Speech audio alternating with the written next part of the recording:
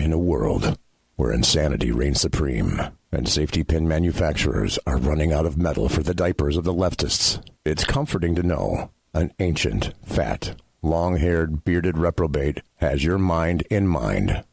Ladies and gentlemen, boys and girls, children of all ages, broadcasting behind enemy lines in occupied California, and despite every attempt by the SHR Media Network to revoke his shameless contract, we return to the bloviating Zeppelin's Berserk Bobcat Saloon. I have come here to chew bubblegum and kick ass, and I'm all out of bubblegum.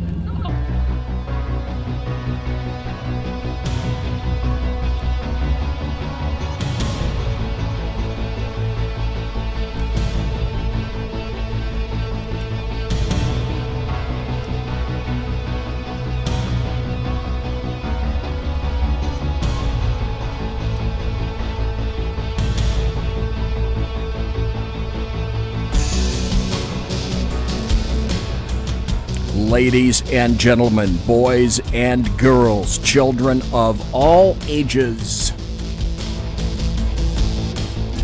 welcome to the bloviating Zeppelin's Berserk Bobcat Saloon radio show, live and direct right here from the the sumptuous, palatial, and resplendent SHR Media Studios, where I am broadcasting behind enemy lines in occupied California, 2 miles east of the locus of evil on the entire left coast. And that would be the Bill Mill, that evil building at 10th and L Streets downtown, where late at night you can hear the death of common. You can hear common sense being completely culled from that building, from that monstrous edifice. And at the conclusion of each night that I broadcast, I walk out that door right there. And you can smell the odoriferous, terrible stench of evil, brimstone, and sulfur. You got a belly up to the bar, we've kept your seat, and it's great to see you back. Tonight is October the 8th, the year of our Lord 2019. Angel is going to be your bartendress tonight. She pours with the best of them. The lava lamp is in fact lighted to my right, your left. I got to tell you this, that we don't water our drinks just like we don't water our conversation. Politics, religion, crime, culture, economics, race, sex, science, law. We talk about it all right here at the Saloon. Nothing is sacred, the speech is free, but the booze is not. All we ask is that you flush the toilet, jiggle a handle, and don't forget to tip your waitress.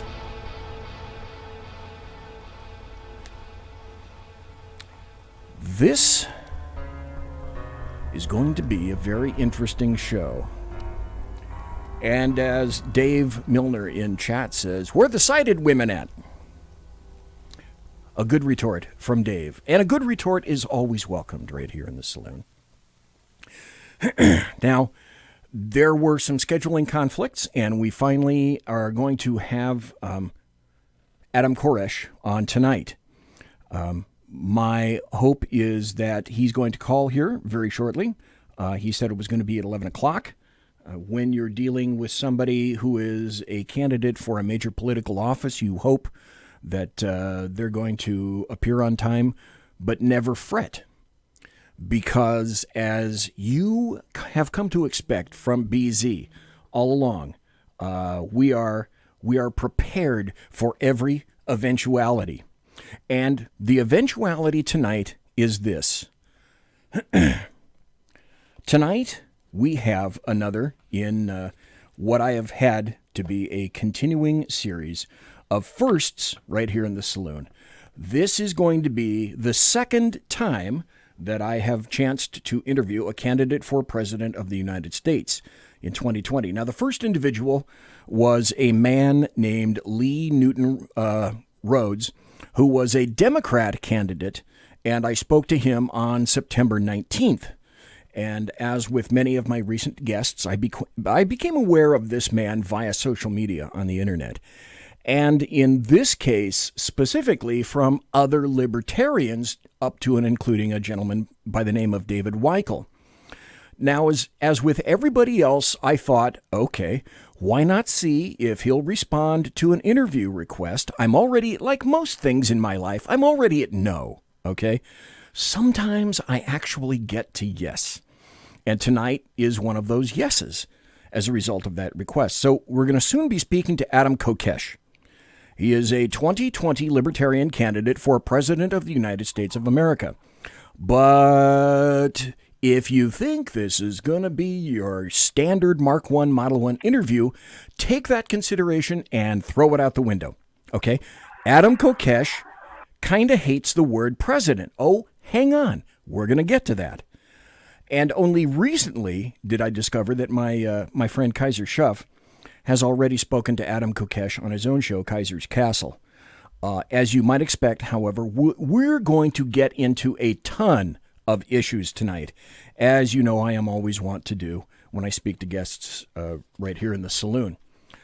But if there's one thing that I've discovered after having delved into the background of Adam Kokesh, at least as indicated on the internet, and that's why I want to talk to him tonight, it's that his story is rife with I guess you could say a wee bit of controversy and a number of arrests. There is so much to unpack here tonight. I'm almost not sure where to begin, except that apparently I do know where to begin because I have 18 pages of questions for Adam tonight, and I know we won't... Oh, Adam, I'm not kidding, dude. And I know we will not get to but a fraction of them. So let's just start at the start. I'd like to welcome Adam Kokesh into the Saloon for the very first time. So good evening, sir, and thank you very kindly for accepting the invitation to be here tonight. Good evening, Mark. Thank you for that wonderful introduction, although I'm sure I'll have the opportunity to point out thoroughly tonight, I must make sure it is understood that my disdain for the presidency extends beyond the semantic, but I do appreciate such a thoughtful introduction. Oh, wait, you have not but just a taste of what's yet to come. Because finally, I don't know if you've ever had anybody that sat down to interview, and you're like miles and miles away on the East Coast someplace, and I'm way over on the left coast. I'm actually in Junction, Colorado, or Grand Junction, Colorado tonight, on my way home to northern Arizona. Oh, cool. Okay, I can see you from here. There you are, waving at me. Thank you, Adam. Good to see you. But here's the deal, dude. I think I may have sussed you out. I think I may have, after looking at all the stuff on the internet, and I've had about a week and a half or 2 weeks to consider a lot of this stuff. And I'm going to attempt to possibly do something tonight that I don't think that anybody that has ever spoken to you before is, I think I know what makes you tick. This sounds fun. I'm not sure. I'm going to throw it out there. It's maybe nothing more than attempting to nail Jell-O to a tree. Don't know. But I'm going to try to go there. But there's, like I said, there's so much stuff to unpack. And the other thing is, I also want to thank you for staying up late because you're not in the same time zone as I am. You're in Colorado, and everybody that's a regular listener to the show, and there's a ton of people in chat. Welcome to Mike, welcome to Dave, welcome to Donnie Smith, that's somebody new, Alaskan One Viewer, and some other folks. Everybody knows that most of my guests are not from this time zone, and so when I talk to them, they stay up late. If they do the live thing, they stay up late. So thanks for doing that, Adam Kokesh. Thanks for staying up a little bit later tonight, sir. Well, really, that's the least of the investments I am called to make for my sense of purpose, and certainly for this campaign, and just staying up to have a chance to chat with you, Mark, is certainly an insignificant burden. Thank you kindly. I very, very much appreciated that. I started scouring the internet and found a fair amount of material on you. I'm actually pretty excited. I'm actually very excited to get to speak to you tonight. Because, as I said before, I think this is going to go a couple of places a lot of people here that customarily listen to me do not know. I think I have a surprise or two for the listeners, and I think you have a surprise or 48 for the very same listeners. I think this could be quite revealing. I always like to talk to guests that are not in absolute lockstep congruent thinking with me, and that's one of the reasons that I wanted to make sure that I had you on tonight. And I find a number, I'll just be honest, I find a number of your stances fascinating, amusing. They blow me away. They're an impossibility. And yet, are they? I'm not sure. Okay, with this caveat, I look for two very important variables or values, I guess, in an interview. Honesty and clarity. So some of my questions may be blunt, but I think you know the reason why now. And these are probably questions that you probably have been asked before. So what I'd like to do tonight, kind of in this order, is go a bit into your background, your schooling, those situations and persons who may have influenced you as you grew up, your higher education, jobs, experience, political alignments, and then finally we will do your platform. We will do your thoughts. We will do your issues. We will do what you believe that you can do as president for the United States of America. But I know you want to go someplace already, Adam. I sense it. I can hear it. I can see the gears turning in your brain. I know where you want to go. Don't go there just yet. Let's let that be a little bit of a surprise. So hang on. I know what you're thinking. Did he fire 6 shots or only 5? Okay, the first things first, though. Adam Kokesh, where can you be found on social media? And what are the easiest thing? What are the websites? What are the websites that you'd like people to visit, please? Well, it's all based on one. My main website is thefreedomline.com. 3 words, thefreedomline.com. You can find my book there for free in every digital format possible, including audiobook and translations, all done by volunteers into about half a dozen languages. And you can find kokeshforpresident.com from there without having to remember how to spell my funny last name. And, of course, you can find my YouTube channel and all my social media whatnots through there as well. Okay. And for folks in chat, because you can listen on Spreaker, you can listen live at shrmedia.com, or you can go to the SHR Media YouTube channel or the Facebook page. For those people that are in chat, I just put thefreedomline.com link up in chat. So you can go there right now, quick like a bunny, and see what Adam Kokesh is all about. If people want to donate to your campaign, A, can they do that? And B, if so, where? Absolutely, and you can still find that through the Freedom Line, but kokeshforpresident.com. And, of course, we accept crypto in every way we possibly can. Okay. Adam Kokesh, where are you living these days? You're in Colorado, but I'm assuming that that's because you're campaigning right now? Well, I'm in the middle of some campaign logistics, actually. It's just a stopover tonight in Grand Junction, but I was in Denver for some important meetings. I'm heading home to Ash Fork, which is in the mountains about an hour west of Flagstaff. And I've got Constitutional Sheriffs and Peace Officers Association with Sheriff Mack this weekend in Mesa, Arizona, and a couple more meetings in Phoenix, and back to Dallas, hopefully to pick up No Force One and get our campaign bus back on the road. But she's had a rough year. It's been pretty tough, but hopefully we're at the last phase of getting her back on the road, and I really do miss campaigning with the bus because you just sort of automatically connect with everybody, everywhere you go. And, the bus says, we don't have to be united under one government to be united in American values. And that really gets people going. And I'm shocked to hear over and over again, I don't normally vote, but I come out and vote for that. And that is so huge, the potential of this message. And I know we're gonna hold the lead on this one. But the idea of localization really is not just unifying people, but giving people a voice in the political conversation who feel like they have been shut out by the duopoly. When you said that you are, number one, you're in Arizona. And Arizona, Arizona reminds me of Roger Ramjet when he said in this one line, "Damn, it's hot. I guess it's from the heat." Arizona is so damn hot. I would move there because of the freedoms of Arizona, but man, the heat, you're a better man than I, Gunga Din. Well, no, you're looking at the wrong part. See, in Phoenix, it's insanely hot, and it regularly gets up to, 110, 115 in the summer, and then at night you go, oh, it's going to cool off. Nope, it's still in the 90s at night. That's ridiculous. But it's really only because of the political and economic manipulations in the state that we have Phoenix is the center of population as opposed to Flagstaff, which is in the mountains where there's skiing.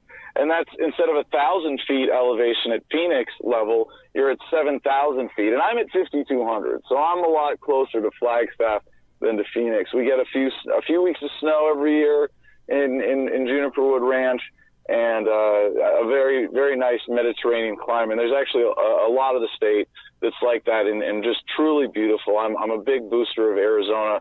I chose the location very, very carefully, not just for the freedoms, but for the community and the culture of freedom and everything else, but also the climate and the scenery in the mountains in Arizona. It's just absolutely gorgeous. I could do Flagstaff and Prescott, I think. So you make a good point about that. I think if I were to cherry pick, I could do those areas. Adam Kokesh, where were you born and where did you go to school? And how did your upbringing or family life manage to impact you today? Well, I mean, we are only on for an hour, right? Okay, let's see. Well, I was born in San Francisco. Okay, now that's another issue. Let me throw this out there, because all of the people in chat customarily give me hell if I don't make this offer.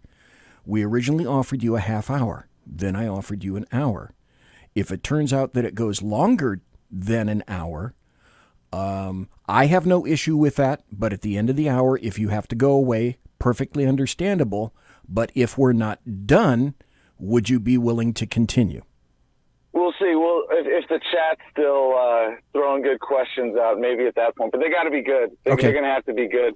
We'll see. But anyway, so I grew up in the Bay Area, fairly well-off parents, upper middle class, pretty comfortable. And the one major trauma of my childhood was my parents' divorce when I was 10 and my brother was 8. And that's a pretty terrible time for, a child who's still forming or hasn't formed their concept of themselves as an adult, as an individual human being, to go through a nasty, contentious divorce as it was. And, there really are, it really is an underrepresented issue in American politics today that I'm really glad to have the opportunity to speak to in light of my platform, which is the victims of family law courts, victims of child protective services. You could do an entire show on that.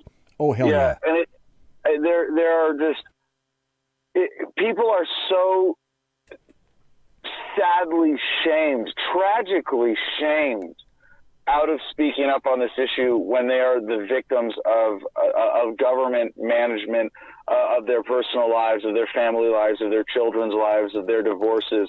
And it's something that's really hard to speak up against. And it's really exciting to see that there's a growing sense of awareness that you're not the only one being bullied into silence.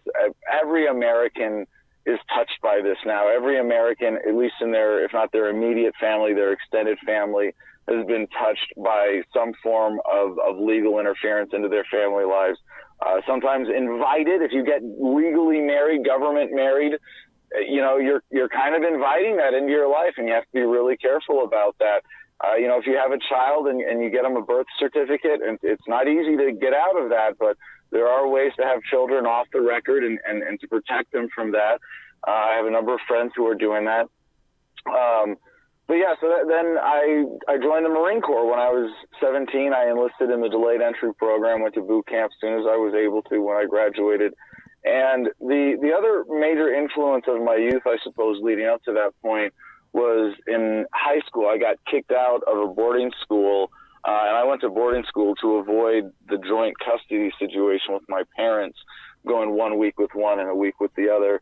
And about a month into my junior year, I think it was a month, I got kicked out of high school I was going to in Colorado, and the opportunity that presented itself was to be the only white student at Native American prep school, and I that's the opportunity I took, and it was a blessing in disguise to get kicked out and still manage to pull decent grades together and get into a good college. But that experience of being one white student at a tiny school of 63 students altogether where there were 32 different tribes represented, was really, I think, a formative experience for me. And getting that experience of being an absolute minority in that community was really enlightening, and I think gave me a good perspective and a sort of varied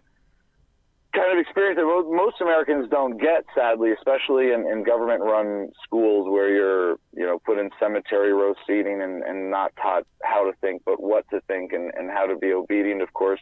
It is really sad, even in the educational experience I've had, to now look back on it and see in how many ways I am stunted in my development and growth because a certain amount of autonomy that I think is the natural, fully actualized state of a human being had been conditioned out of me by the government standard of education, the government schooling that I had until I went off to high school, which even then the curriculum was relatively mostly determined by that government standard. And so I fell for the propaganda. I enlisted in the Marines. I signed up to kill for politicians. And I wanted to have my life on the line for something I believed in. So being in the Marines meant something to me. Having a combat MOS, I started in field artillery, meant something to me. And while I was in college as a reservist, I volunteered to go to Fallujah in 2004 with the Civil Affairs Unit to do a lateral move from one MOS to another, from artillery to civil affairs, and had a rather enlightening experience with my little semester abroad. I was in Fallujah from February, September of 2004.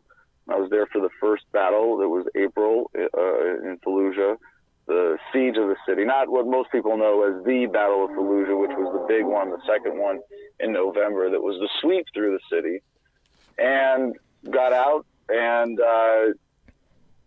joined Iraq Veterans Against the War. There's a lot more to the story and getting to that point, but that experience of getting out, and I should say, I didn't just get out. I volunteered to go back to Iraq, but got in trouble for having brought a pistol back as a souvenir the first time, one that I had purchased. It wasn't a war trophy or something I stole or anything like that. I bought it from a translator, but instead of going back to Iraq, I spent a year as a sergeant who spoke Arabic with combat experience, managing a barracks and mowing lawns, and was very disgruntled when I got out. They busted me down from sergeant to corporal the day after I got pinned with a Navy Commendation Medal for my time in Iraq, and I was just thinking, what a waste this was. But when I got out, it wasn't, just that I felt like I had done my part and volunteered for 2 combat tours, even though I only did one. But I really had originally intended to become an officer and do enlisted time as a reservist and even get some combat experience when I could. But there was something in the back of my mind that just was like, no, that's enough, and I got out, and it was really only, because I was disgruntled that I started questioning everything. And it wasn't because I'm some great enlightened, awakened soul that sees evil and understands it right away, but as has been famously said, the line between good and evil runs through every human heart, and I had to experience participating in a certain amount of evil myself to be a party to a war crime, to really understand the significance of what we're doing now and to be called to a higher purpose and service that originally motivated me to enlist in the first place, to put my life on the line and commit to what I'm doing now as an activist and as a candidate standing up to the greatest injustice in the world, that is the federal government of the United States.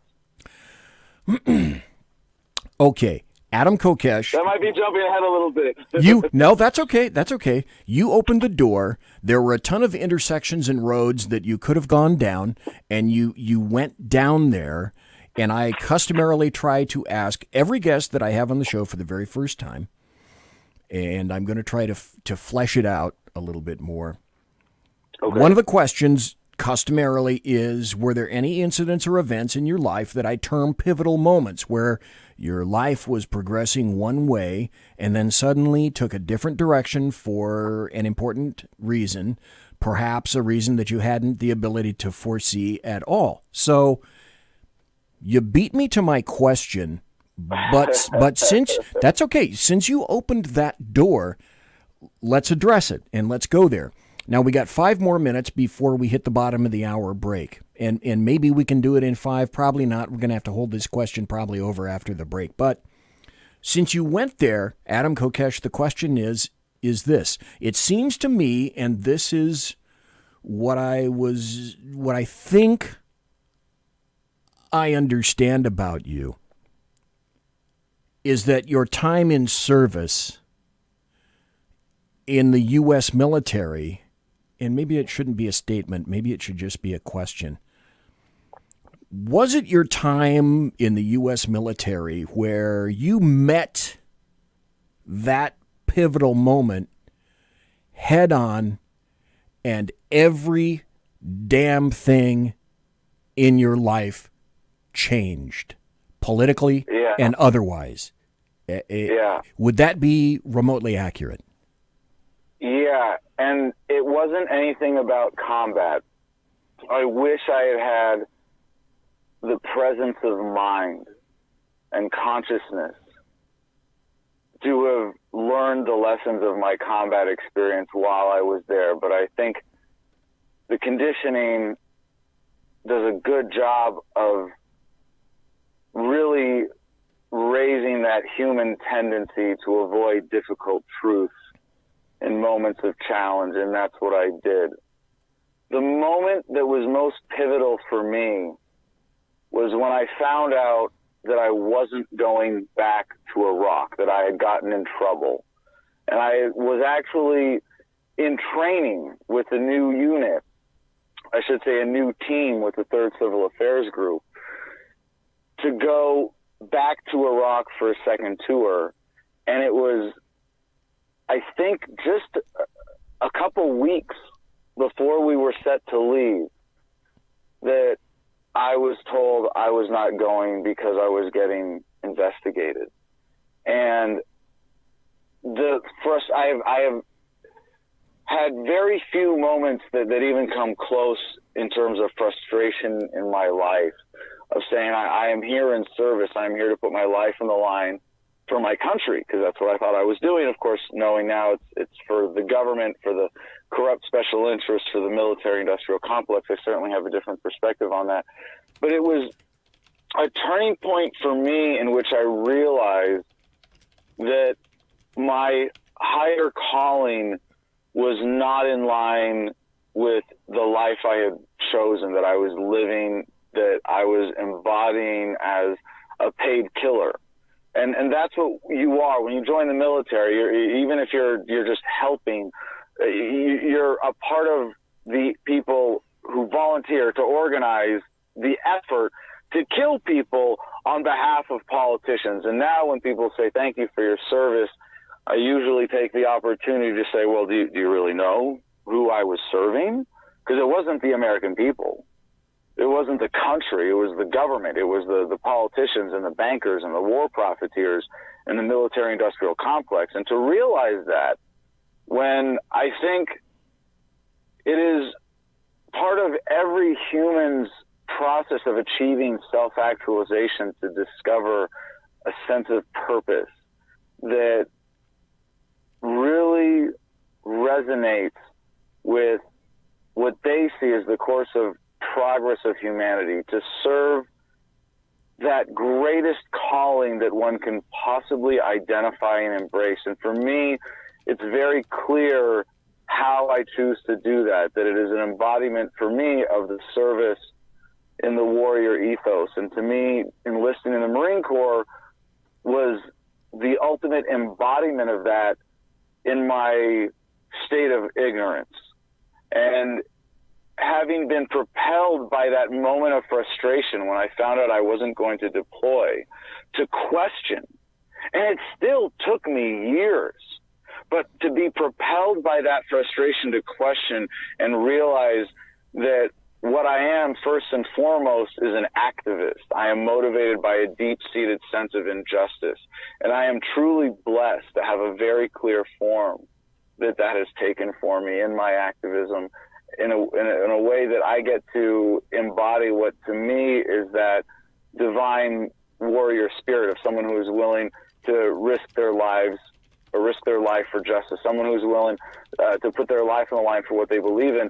And really, that is something that we are all called to now as activists, that we cannot just, in the connected world that we live in, see the injustices visited upon our family members in the great family of humanity and say, I could do something about it, but I'm not. I'm going to just walk on by and pretend like I don't see this injustice. And more people are embracing that. Okay, we got to take a break, folks. We'll be back after about 5 minutes. When we come back, and I'm going to ask Adam Kokesh right now. Adam Kokesh is the 2020 Libertarian candidate for President of the United States, but he really isn't. We'll get into that after we come back, because right about now you're saying, BZ, what the hell? I can see the air question marks right above your heads as I say this. But I'm going to ask Adam Kokesh when he gets back. There seemed to be that was a central pivot point. And when you went to the Middle East, I'm going to ask Adam Kokesh, and when we get back, Adam, what were some of the more vital, more important lessons that you learned from the Middle East? And having learned or seen those lessons, how did you determine that you were going to apply them to your life when you returned? That's the question we'll ask when we get back. I am BZ. You're in the Saloon, the Bloviating Zeppelin's Berserk Bobcat Saloon radio show, live and direct right here from the SHR Media Network studios. Take a break. We'll be right back with Adam Kokesh. Don't go anywhere, please. Conservative media done right. You're listening to the SHR Media Network. From a public locker inside a dilapidated Long Island rail station comes a show designed to piss off liberals using truth, facts, and ridicule. The Lid Radio Show, featuring the conservative voice from the People's Republic of New York, the Lid himself, Jeff Dunitz. Tune in every Wednesday at 2 p.m. Eastern, 11 a.m. Pacific on the SHR Media Network. Go to shrmedia.com. At Lid Radio, we fight for the truth, justice, and a good kosher T-bone. If you don't listen, Hillary Clinton might sneak into your bedroom in her housecoat late at night and blame you for her election loss. It's the Lid Radio Show with Jeff Dunitz. For 50 years, I've seen the American people blinded by corrupt politicians, a lapdog media, and deceptive Islam. The one thing the elites fear is one man with a cane. I'm Dave Milner. Join me through Spreaker, iTunes, and SoundCloud, through SHR Media and the Western Free Radio Network, for half a century of experienced perspective on political and social issues, weekly on The Unpleasant Blind Guy. And catch me on Jeff Mitchell's EDL Radio on blogtalkradio.com. There's no surrender, ever. Because truth is not always pleasant. This is Shannon Wright of The Right Way with Shannon and Mike in the AM. Mike's not here, so I gotta talk fast.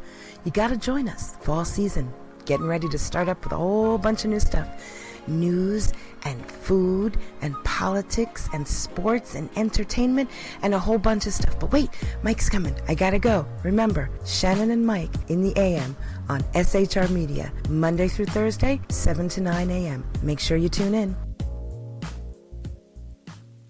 Featuring right thinking from a left brain and doing the job the American maggots won't. BZ is fundamentally changing America, one diaper at a time.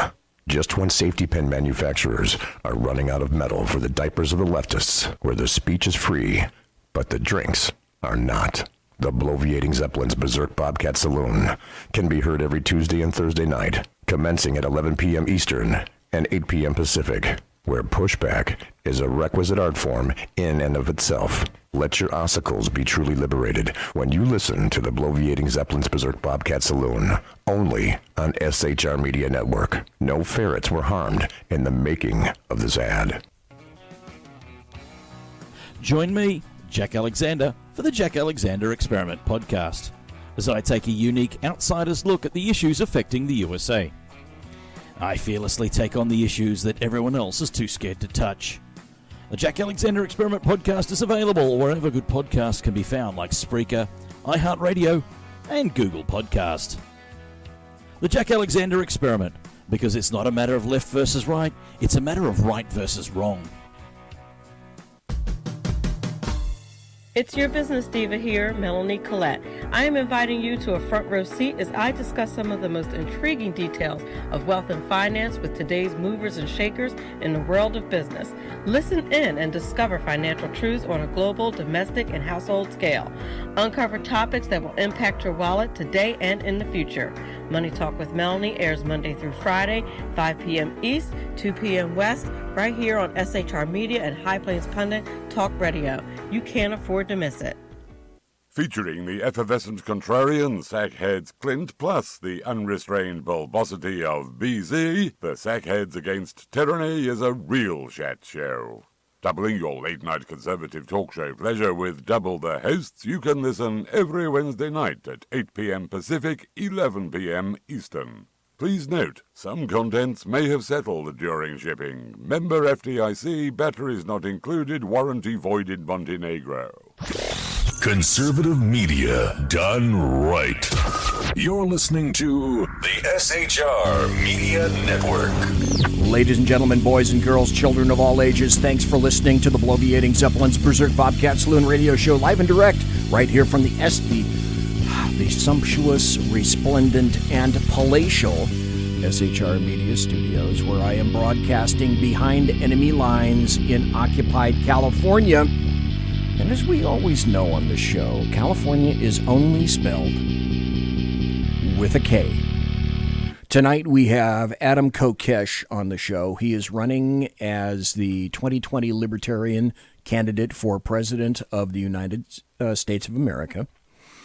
Adam Kokesh, I asked you, I said before the show that I was going to ask you that after your service in the military, life apparently has taught you some major lessons, capital M, capital L, major lessons.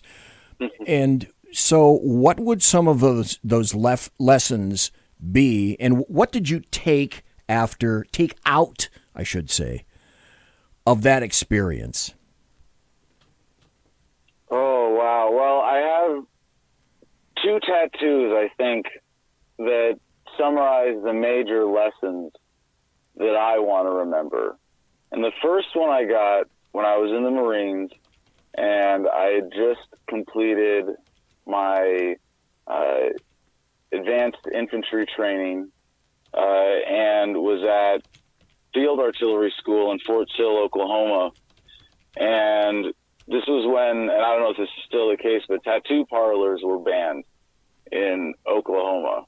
And really, it's a bit of a fun story. I'll try to make it short, but wow. Basically it was the first time I was on active duty in the Marine Corps and had weekends off. And so when other Marines would rent a car to carpool down to Wichita Falls, Texas, to right outside the Air Force Base where there were tons of tattoo parlors, and my mom said that she would come for the weekend. I said, guess what, Mom? You're not just going to rent a car. You're going to rent a van, and you're going to take me and all my buddies down to get tattoos in Wichita Falls, Texas. And so that's what we did. And the tattoo on my left forearm says, for those who fight for it, life has a special flavor the protected never know. And that was allegedly written, at least according to Marine Corps lore, by a Marine in Vietnam who wrote it on the side of a sea rations box before going off to die in the rice paddies.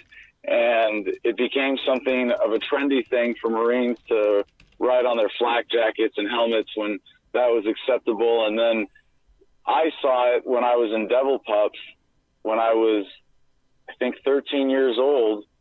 And it was at Camp Pendleton on a mural, for those who fight for it, life has a special flavor the protected never know. And I came home from that at 13 years old and told my dad, I was like, Dad, I got to get this tattoo. And he said, really? Well, if you can get it down to 5 words, maybe you can get it.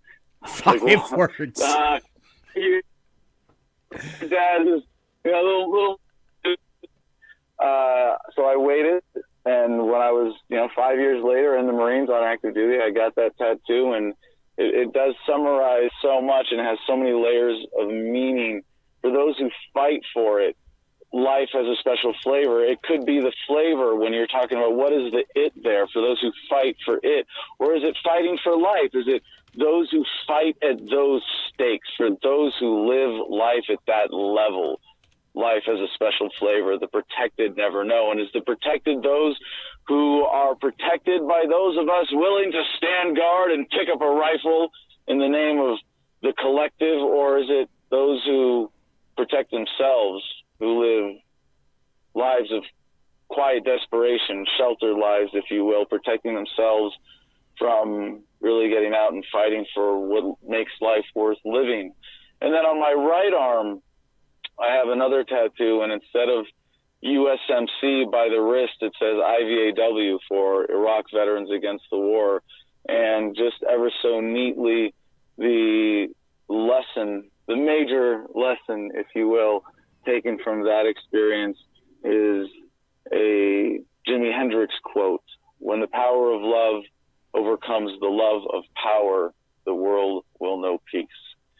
And the power of love in the process of human progress, of intelligent life seeking harmony, all the way down to the essence of life itself, of the progress of intelligent life in particular, but even at the fundamentals of multicellular organisms beating out single cellular organisms. Humans that love and cooperate and seek harmony with other humans are more likely to survive and thrive than those who seek conflict and disagreement and are unwilling to create win-win relationships out of love and respect that really is at the heart of my activism and the message of freedom. And I would say that the reason I have those tattooed on me is not because I've learned the lessons, but because the lessons for me have been recognizing those ideals and those values by which I would like to live my life to the fullest. And having the reminders of those on my forearm seems to have served me well. As I suspected, after I looked at a lot of videos, there's a lot of stuff I'm not going to get to tonight. You've been arrested a bunch of times. I was going to ask you about some videos. I've got some audio I was going to play, blah, blah, blah. Not going to get to that because we're kind of running out of time. I got about 17 minutes left at the top of the hour if you got to go. So let me get down to this. Let's start cutting to the chase a little bit. It's nut cutting time. Maybe, practically speaking, is there, and I already know the answer to this, but I'm going to ask it anyway. But I'm going to follow it up with something that I think is going to resonate. Practically speaking, is there a snowball's chance in hell you'll get even remotely close to anything resembling a significant number of serious votes? It would take Mark, before I answer that, I will take the liberty here of explaining the platform, because I know your audience has been waiting, but it needs to be said before we explain the strategic significance of running on this platform. Okay, but that's not the point, though, right? That's not the point, is it? Well, hold on. Okay. It is actually in this case. Okay. Because the platform, every time I have to introduce myself as a presidential candidate, I throw up in my mouth a little bit, because you really have to be some kind of psychopath to want to be president of the United States, to wield this power, this authority over other human beings that shouldn't exist. And localization of government, taking it apart from the top down, restoring the power to communities, to voluntary associations instead of coercive collectives. That's the progress of humanity that gets us towards freedom. That's how we ease our way out of this system in a peaceful, orderly manner. So unlike any other presidential candidate, I'm not running to say I'm going to put on the ring of power and somehow I'm not going to be corrupted by it, that somehow I'm special, capable of wielding this power and not being corrupted by it and being a better ruler, a better presider over your life. Absolutely not. The platform I am running on is the peaceful, orderly, and responsible dissolution of the entire federal government. So I am throwing the ring in the fire on day one, resigning the presidency, declaring the federal government bankrupt and of no authority, taking the post of custodian of the federal government, serving as its bankruptcy agent to take us through a peaceful, orderly, responsible process that leaves us with 50 independent states and up to 562 sovereign native nations. So to answer your question, looking at 2020, it would take a black swan event to accelerate the paradigm shift that we are experiencing already for any libertarian on any platform to be able to overthrow the entrenched duopoly in 2020. Now, there are some very brilliant minds on my campaign team working at various ways that we could engineer potentially a black swan event for 2020, because this country is ripe. We have been creeping towards a tipping point of dissatisfaction where the American people know, we know that we're getting ripped off. We know that we don't have to be working paycheck to paycheck. We know that we shouldn't be struggling in this country of all places, that we are being ripped off by our government, primarily the federal government, at the behest of the corrupt special interests, of the bankers, of the corporatists, of the string pullers, of everybody who is ripping us off for their benefit.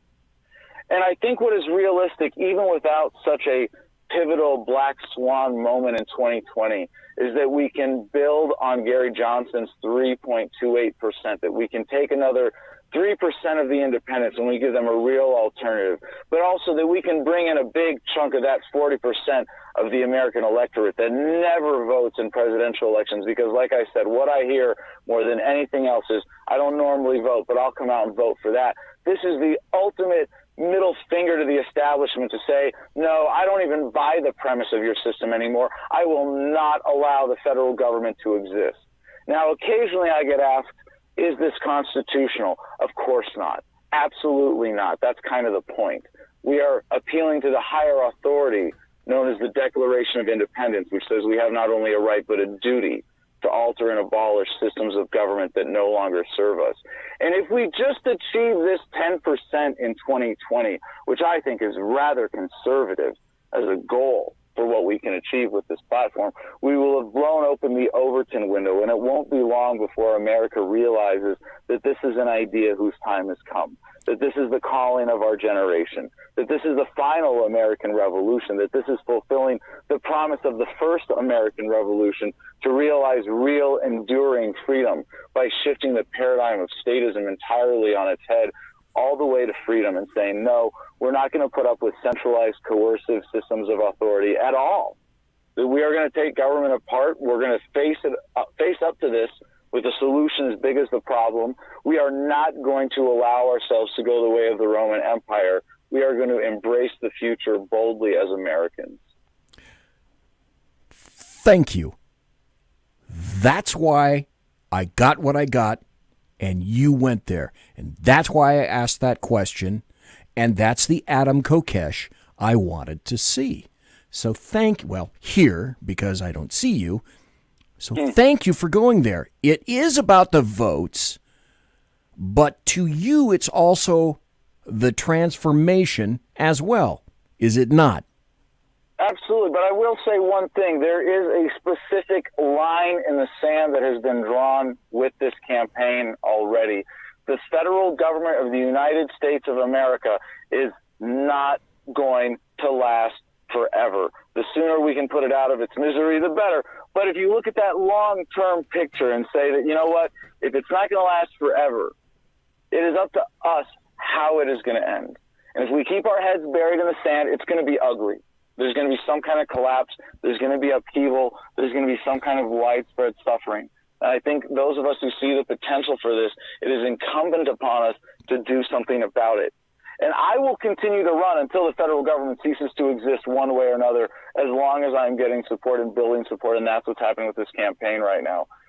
But to call back to the activism here, the injustice, if you think about what's the difference between the federal government ending 5 years from now versus 45 years from now, not just can we do it smoothly, but just allowing it to continue. Think about the lives that hang in the balance. And just as one example, if you're a nerd like me and you need numbers to hang your hat on, the FDA is responsible for tens of thousands of deaths every year by pushing unsafe drugs and keeping life-saving drugs off the market and perpetuating a criminal war on drugs that is really a war on you that keeps life-saving medicine out of the hands of the American people. What is the difference of 40 less years of just that? millions of lives. Millions of lives we can save by saying we are going to stop this criminal institution from existing. Adam Kokesh, I have a caller on the phone. Would you be interested in taking a question from a caller? Absolutely. Okay, caller, you are on. Go ahead. You're talking to Adam Kokesh. Outstanding, BZ. Outstanding, Thank BZ. Thank you. Simplify, Adam, and Adam. I met you in London, Ohio. At the Kroger's when you were camping out. I told BZ the story, so I won't get into it. But it was just serendipity, and you came on my show. And I told him, I said, one of the best dudes I've had on my show. And I knew that this would be epic, and I had to tune in. And I just wanted to say, keep up the fight, brother. I mean, we may disagree on a few small things, but you know what? Disagreeing is what Americans are supposed to do. And I can't find fault with a lot of the things. So. You know what I mean? You're starting a conversation. That was what was the most important part when I had you on, brother. You started a needed conversation. That's, I think, the important part, is listening and having new people on the show that you haven't heard before or that you may disagree with. Adam, I'll tell you, there's a bunch of stuff with which I disagree with you, but I want to have the conversation. We need to hear different points of view. That's incredibly important, to have a good, cogent, intelligent, peaceful conversation between two rational, intelligent adults and have a discussion. That's why I wanted you on tonight. Kaiser, thank you for pointing that out. That is why he is a warrior. Look, he chewed some of the same sand I did. And for that, I give him nothing but kudos. And Adam, God bless you. God bless you. What I've told you before. I really, I appreciate your run.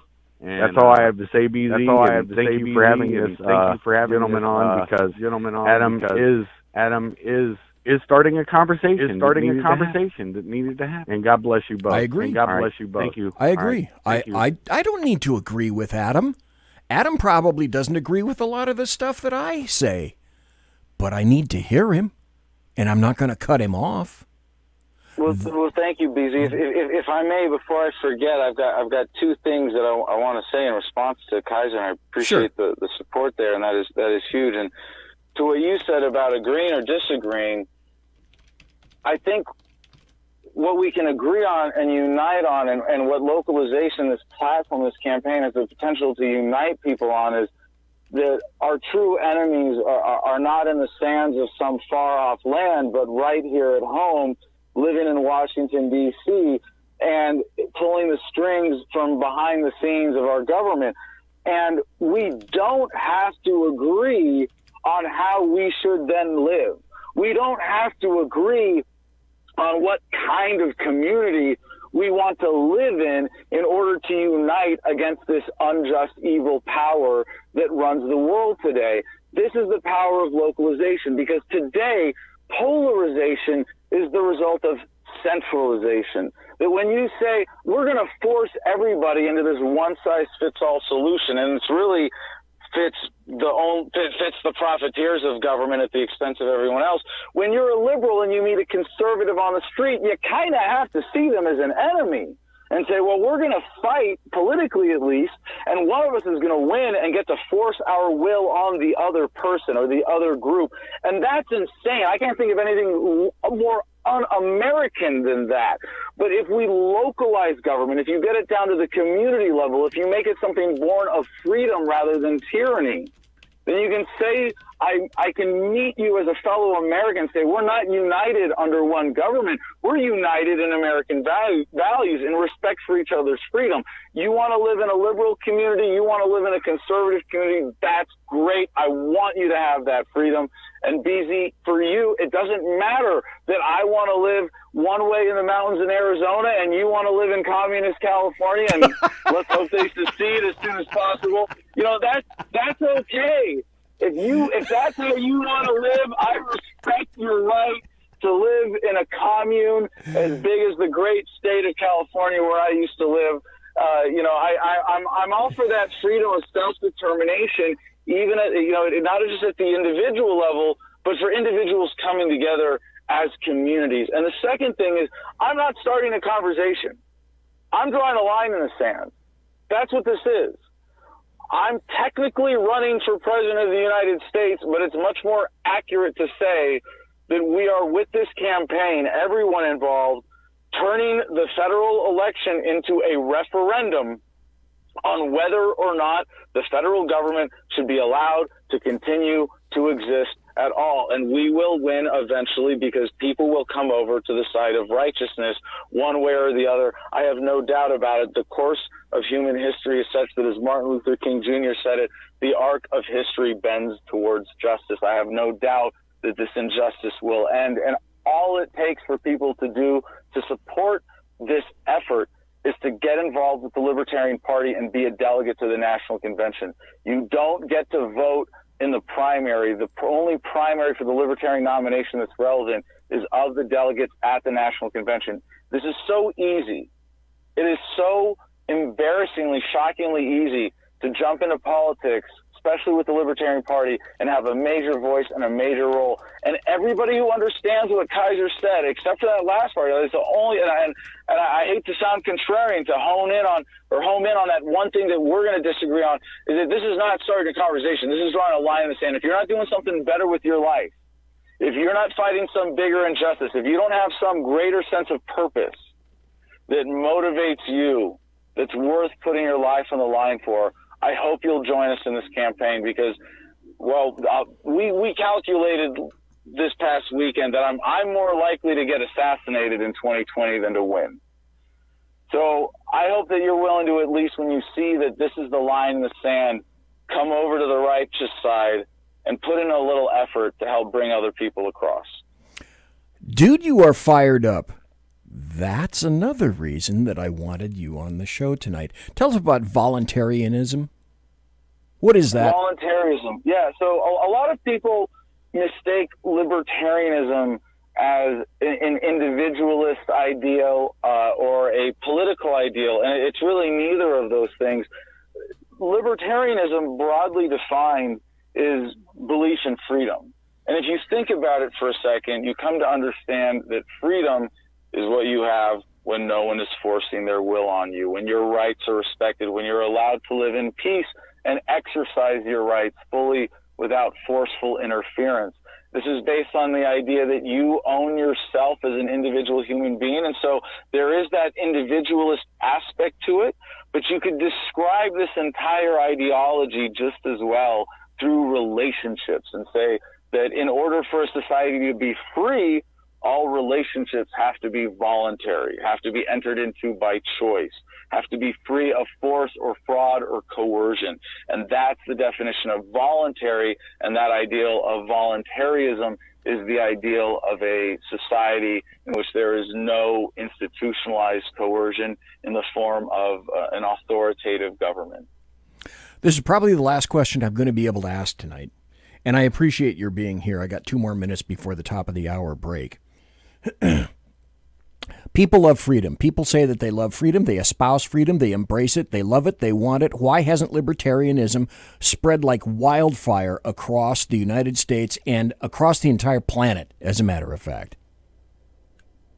Well, I would say that historically speaking, it is spreading like wildfire. We are the fastest growing party in the United States.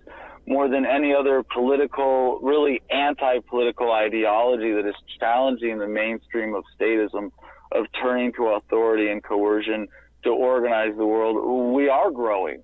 It is a tough thing because it really does represent a fundamental shift. And I would say that humanity has progressed. We are living in the least violent times, the most peaceful times in human history. We have embraced ethics. And yet we make this exception. Don't hit, don't steal, don't kill, unless you're a cop or a soldier or an IRS agent, and that's nonsense.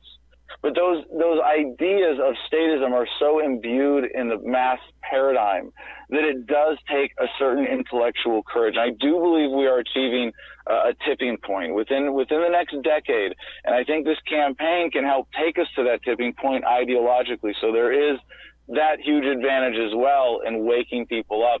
I do see that we are coming to a point of critical mass where the idea of turning to government itself, that the idea of using violence or coercion to organize society is just going to be so laughably obsolete as to be irrelevant. So there are some major hurdles, and you say, why is it only going as fast as it is? There's an entrenchment in the institutions, in the duopoly, and in the paradigm, and in the fear that we have to overcome. Because there is a fear of stepping into the unknown. There is a fear of giving up comfortable slavery for invigorating freedom. And America has to face that fear. And I hope that with this campaign, we can give America that opportunity. Okay, Adam Kokesh, I understand you got to go. I get it. I would like to do this, however, between now, October the 8th, 2019, because you and I know that so much is fluctuous these days. Change is absolutely endemic and rampant. It ain't going to stop, folks, between now and, say, January or February of 2020, right around in there after the holidays and whatnot. Adam Kokesh, can I have you back on the show? Because I'm sure that there's going to be an assload of stuff that will have happened or occurred in between the time that we have spoken tonight and then. Would you be interested in coming back, sir? Absolutely. Let's schedule something for early January as we're kicking off convention season. And it's January to April when states, Libertarian Party state organizations come together to select their delegates to national in May. It'd be a great time to see as convention season is ramping up to check in with you again. Okay, that'd be great. Sometime in January, I'll check in with Marcus. In the meantime, before we go, one final thing, your social media and or the most important site that you can point people to, and also if they wish to donate to you, Adam Kokesh, 2020 Libertarian candidate, but kind of not for President of the United States. But now they understand. Now they understand.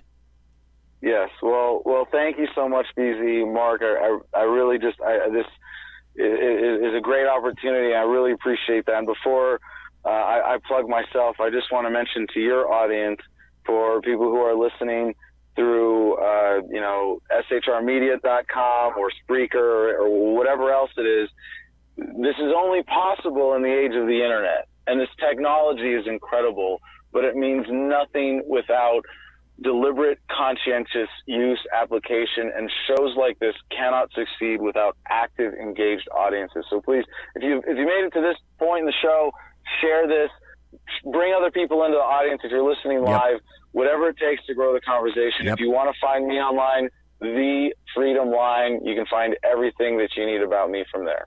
Thank you very, very much, sir. Adam Kokesh, live from Colorado. This is not pre-recorded. This is Adam Kokesh, God dang it. Okay, that's not funny. Folks, that's not funny. Extemporaneously. Damn it, I got it. I nailed it. Son of a bitch. Okay, Adam Kokesh, thanks ever so kindly for being here tonight, sir. We will have you back in January. Thank you so much, brother. Peace and love, y'all. Alrighty, take care. Whew, I actually said it. I actually got it out. Okay, now that I've got it out, we're going to put it back in. We're going to go to a break and be back. If you think that I don't have a ton of other stuff to talk about tonight, and two incredibly great articles by Victor David Hansen and Kurt Schlichter about, do you think Kurt weighs in about Syria and leaving Syria? Yeah, I bet he does. Conservative media done right. You're listening to the SHR Media Network. From a public locker inside a dilapidated Long Island rail station comes a show designed to piss off liberals using truth, facts, and ridicule. The Lid Radio Show, featuring the conservative voice from the People's Republic of New York, the Lid himself, Jeff Dunitz. Tune in every Wednesday at 2 p.m. Eastern, 11 a.m. Pacific on the SHR Media Network. Go to shrmedia.com. At Lid Radio, we fight for the truth, justice, and a good kosher T-bone. If you don't listen, Hillary Clinton might sneak into your bedroom in her housecoat late at night and blame you for her election loss. It's the Lid Radio Show with Jeff Dunitz. For 50 years, I've seen the American people blinded by corrupt politicians, a lapdog media, and deceptive Islam. The one thing the elites fear is one man with a cane. I'm Dave Milner. Join me through Spreaker, iTunes, and SoundCloud, through SHR Media and the Western Free Radio Network, for half a century of experienced perspective on political and social issues, weekly on The Unpleasant Blind Guy. And catch me on Jeff Mitchell's EDL Radio on blogtalkradio.com. There's no surrender, ever.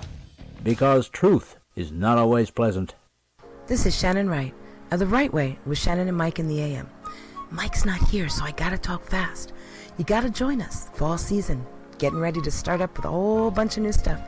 News and food and politics and sports and entertainment and a whole bunch of stuff. But wait, Mike's coming. I gotta go. Remember, Shannon and Mike in the AM on SHR Media, Monday through Thursday, 7 to 9 a.m. Make sure you tune in. Featuring right thinking from a left brain and doing the job the American maggots won't. BZ is fundamentally changing America, one diaper at a time. Just when safety pin manufacturers are running out of metal for the diapers of the leftists, where the speech is free, but the drinks are not. The bloviating Zeppelin's Berserk Bobcat Saloon can be heard every Tuesday and Thursday night, commencing at 11 p.m. Eastern and 8 p.m. Pacific, where pushback is a requisite art form in and of itself. Let your ossicles be truly liberated when you listen to the bloviating Zeppelin's Berserk Bobcat Saloon, only on SHR Media Network. No ferrets were harmed in the making of this ad. Join me, Jack Alexander, for the Jack Alexander Experiment podcast, as I take a unique outsider's look at the issues affecting the USA. I fearlessly take on the issues that everyone else is too scared to touch. The Jack Alexander Experiment podcast is available wherever good podcasts can be found, like Spreaker, iHeartRadio, and Google Podcast. The Jack Alexander Experiment, because it's not a matter of left versus right, it's a matter of right versus wrong. It's your business diva here, Melanie Collette. I am inviting you to a front row seat as I discuss some of the most intriguing details of wealth and finance with today's movers and shakers in the world of business. Listen in and discover financial truths on a global, domestic, and household scale. Uncover topics that will impact your wallet today and in the future. Money Talk with Melanie airs Monday through Friday, 5 p.m. East, 2 p.m. West, right here on SHR Media and High Plains Pundit Talk Radio. You can't afford to miss it. Featuring the effervescent contrarian, Sackheads Clint, plus the unrestrained bulbosity of BZ, the Sackheads Against Tyranny is a real Shat show. Doubling your late-night conservative talk show pleasure with double the hosts, you can listen every Wednesday night at 8 p.m. Pacific, 11 p.m. Eastern. Please note, some contents may have settled during shipping. Member FDIC, batteries not included, warranty voided Montenegro. Conservative media done right. You're listening to the SHR Media Network. Ladies and gentlemen, boys and girls, children of all ages, it is the second hour in the late night radio world. It's about 8 minutes after 9 o'clock on the far left coast. That means it's about 8 minutes after midnight on the far right coast. And that means it's 1749 and 17107.723, paragraph 4, Growth Cluster 5 time in Bolivia, because Bolivian time is messed up. And thanks for being here tonight. In the first hour, I had Adam Kokesh. Spread the word, Adam Kokesh. I said in chat that I got to 6 pages of questions with Adam Kokesh tonight.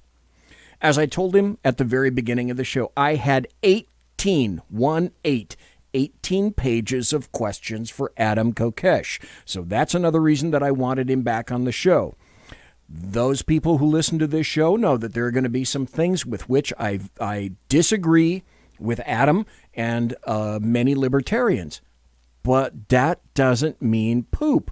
What is important is listening to other people's points of view, and you pull what you consider to be the important and salient aspects out of people that you speak to, and you respect them for their opinions, and you provide people with a platform so that they can speak and you have an understanding of where they're coming from.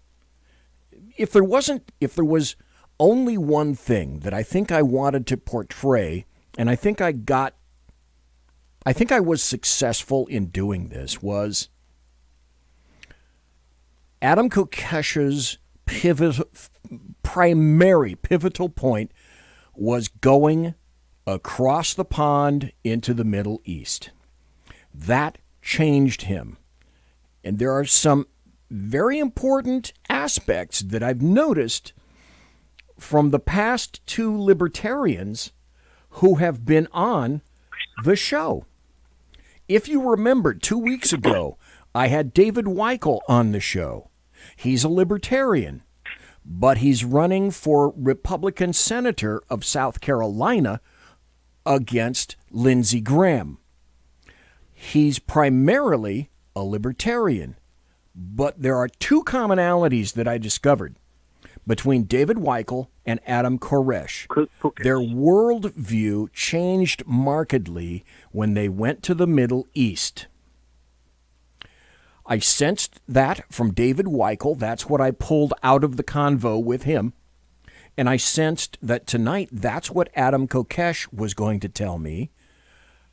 I kind of steered him in that direction, and then I wanted to centralize on what I considered to be that very important point.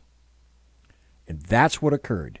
So I want to indicate also, I think Donnie in chat already put up one website where you can go. And there's another one that he has called Kokesh for President, all one word, kokeshforpresident.com.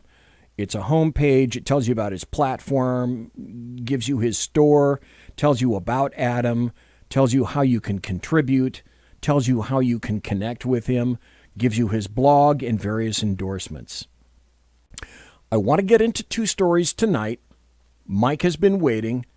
So, Mike, you've called in. What do you have to say tonight, sir? Well, I did have a question for Adam, which I knew you weren't going to get to me because you had Kaiser on and Adam, and it was getting late. But my question was this. The last independent libertarian that had a shot, that had a decent shot to do anything in getting elected was Ross Perot, and I'm glad to say I did vote for the man, but I'm not happy with the results because it gave us Willie Jeff the rapist, but that's neither here nor there. My question would have been, what makes you any different once they saw that guy Perot as a threat? And he became a threat. Don't get us wrong. He became a threat. Once they saw, the elite started to go after him, because they saw him as a threat. What makes Adam Cash think he can survive that type of scrutiny by the elite, by the swamp and all this people that are going to go after him if he does become a threat like that? Well, that's a pretty damn good question. Actually, that's a very damn good question. I'm going to be serious about this. And it's, folks, if you listen to me, you know that my two primary areas of disagreement with libertarians, and I call myself a little L libertarian, are borders and drugs. And there are some very important reasons for that, and that primarily has to do with my personal experiences in terms of 41 years of doing a particular job.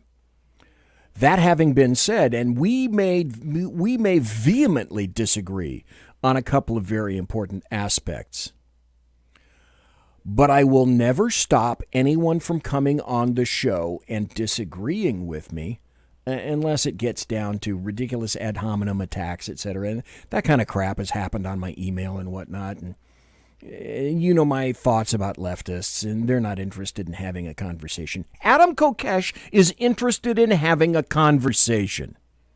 And he is lit up, And that's what makes for a great interview. And that's why I'd love to have him back. There's so much stuff, just like you indicated, Mike. There's so much stuff that I would love to talk to him about, and I anticipate that I will, because as I indicated at the conclusion of the show tonight, when I leave that door, get into the Mark 1 Model 1 Kraut car and go home, I'm going to be typing an email to his promo dude and saying, can we do this again sometime early in January? Adam said he'd like to, and you and I both know, everybody, folks, you know, so much crap is going to change. And having gone down numerous roads from now until January, things change on a daily basis. I have never seen a time in my life where change occurs so rapidly. It is to the point where it really is, it's geometric. And if you think that you're going to stop it, you're absolutely wrong. That's not in the cards, and that's not going to happen. But I continue to want to make this show as valid as possible so that people of different viewpoints can get on. I'm not interested in talking to bleeding leftists who are only going to purge on OMB, blah, blah, blah, blah, blah. I'm pushback for that. That's why I exist. But between now and the time that Adam Kokesh comes back on, oh my God, will we have so much more material to talk about. This is a target-rich environment in terms of politics today. And so thank you very kindly. Oh, yeah. Mike, did you have another comment? Yeah, one last thing is, as far as what the Democrats are trying to do now, and we know with this second guy, that this second so-called whistleblower that they're bringing up, what they're trying to do is corroborate the first one. And we're not going to know who these people are. That's the nature of the law. But we should. Because much like the first one, this second one is probably going to be proven to be falsehood. And it's all about OMB, as you've said before, the man with the dead orange cat on his head. And the fact of the matter is they still think they can beat him. You owe me a quarter. You keep stealing my lines. Right. They still think they can beat him. I mean, Mike, didn't we see this before? Didn't we see this same crap before? Yes, we saw it during the Kavanaugh hearings, didn't we? Yep. Then we saw post-Kavanaugh, and then post-Kavanaugh, more people come out of the ether. And then oddly enough, when that wasn't efficacious, guess what happened?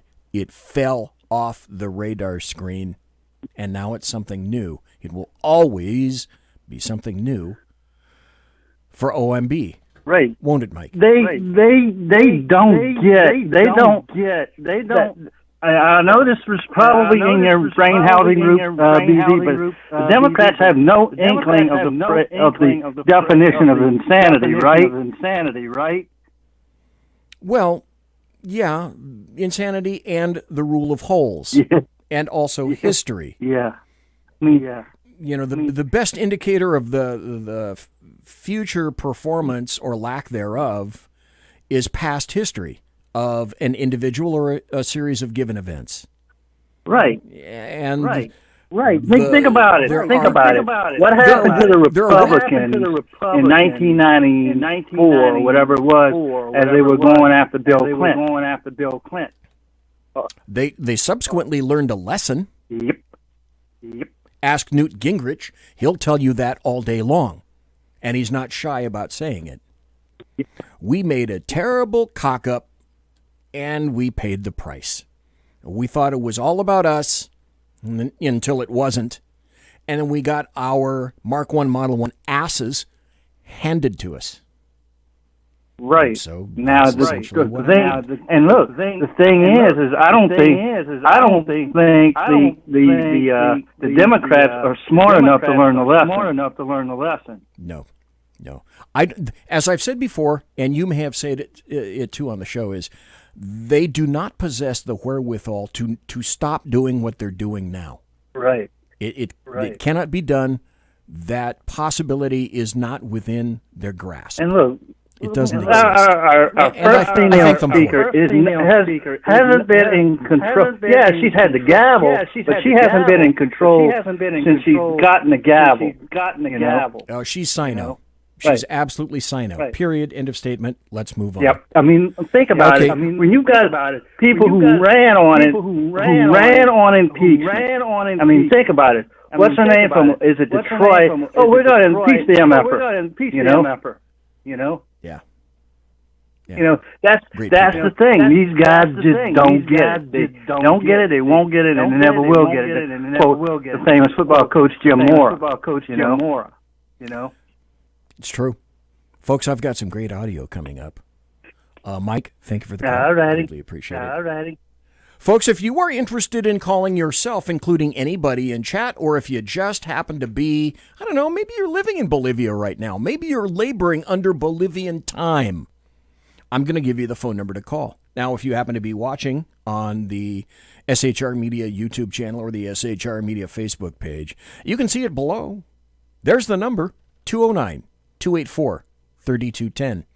209-284-3210. It's right there in front of everybody.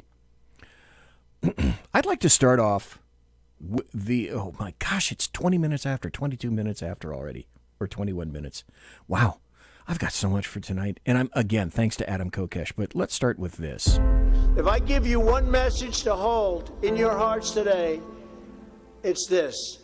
Treat the word impossible as nothing more than motivation. Relish the opportunity to be an outsider, because it's the outsiders who change the world and who make a real and lasting difference. The more that a broken system tells you that you're wrong, the more certain you should be that you must keep pushing ahead. You must keep pushing forward. Before we go any further, I'd like to say this. This is completely aside from politics. One of my all-time favorite drummers passed away, I think 2 or 3 days ago. His name was Ginger Baker, and I followed him in the 60s. And I was around, I bought all their records. This was Cream, and it was the first basic supergroup. And they called it a superstar group. It was Ginger Baker. The group's name was Cream, and Ginger Baker passed away at the age of 80. Ginger Baker was the drummer.